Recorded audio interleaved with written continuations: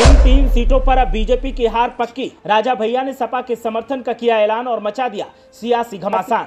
पुराने सियासी साथी दिख रहे साथ, दिखा दी बीजेपी को उसकी औकात। एक संदेश और एक उपदेश, अचानक सुर्खियों में आ गए राजा भैया और अखिलेश। देखिए वो कौन कौन सी सीटें हैं जिन पर सपा के समर्थन का हुआ है फैसला, और इस फैसले पर क्या है राजा भैया का रुख, कैसे लिखी गई पटकथा और किसने किया पटाक्षेप। सियासी ऊंट कब किस करवट बैठ जाए ये किसी को नहीं पता, और कब क्या सियासत में बड़ा हो जाए ये भी नहीं पता। अब राजा भैया और अखिलेश यादव को ही ले लीजिए। उत्तर प्रदेश की सियासत में 2 दिन से ये नाम गदर काट रहे हैं, और उड़ती उड़ती खबर मिली है कि राजा साहब फिर से साइकिल के लिए हमदर्दी दिखा रहे हैं और 3 सीटों पर बीजेपी का खेल बिगाड़ने के लिए अखिलेश यादव के समर्थन का ऐलान किया है। इधर इस खबर का लीक होना हुआ और उधर सुर्खियों में हंगामा मच गया। एक के बाद एक हेडलाइंस बनने लगी और उसके बाद फिर राजा भैया से उनके रुख को लेकर सवाल किया जाने लगा।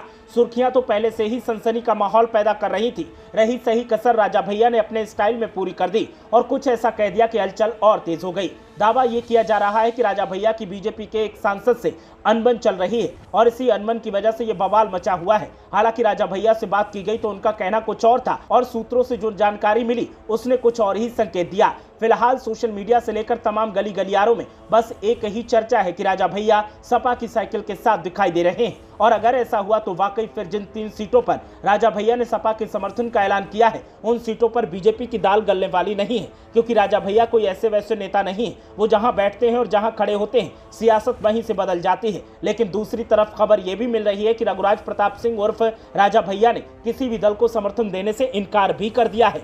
उन्होंने अपने समर्थकों से कहा है कि वो किसी भी दल या नेता को चुनने के लिए स्वतंत्र हैं। इस बीच दावा किया जा रहा है कि राजा भैया भारतीय जनता पार्टी के नेता और कौशाम्बी से सांसद विनोद सोनकर से कथित तौर पर नाराज हैं। इससे पहले सूत्रों ने दावा किया था कि राजा भैया ने अपने समर्थकों को यह मैसेज भेज दिया है कि वो कौशाम्बी और प्रतापगढ़ में सपा के प्रत्याशियों का समर्थन करें। हालांकि अभी तक सपा को समर्थन करने के मामले पर राजा भैया की ओर से कोई आधिकारिक प्रतिक्रिया नहीं आई है। विनोद सोनकर और राजा भैया के बीच नाराजगी का दावा सूत्रों ने ऐसे समय में किया है जब एक दिन पहले ही दोनों ने मुलाकात की थी। राजा भैया ने मंगलवार को बेती राजभवन में पार्टी के नेताओं और कार्यकर्ताओं को संबोधित करते हुए कहा कि जिस दल के प्रत्याशी को आप कसौटी पर खरा पाते हो उसको वोट दें। स्वतंत्र रूप से जो प्रत्याशी आपको पसंद हो उसे वोट कर सकते हैं। उन्होंने अपील करते हुए कहा कि नोटा नहीं बल्कि वोट देने का विकल्प चुनें। मंगलवार को ही भारतीय जनता पार्टी के नेता और केंद्रीय मंत्री डॉक्टर संजीव बालियान के साथ कौशाम्बी से बीजेपी प्रत्याशी विनोद सोनकर ने राजा भैया से मुलाकात करके उनका समर्थन मांगा था। वहीं सपा प्रत्याशी पुष्पेंद्र सरोज ने भी राजा भैया से मुलाकात की थी।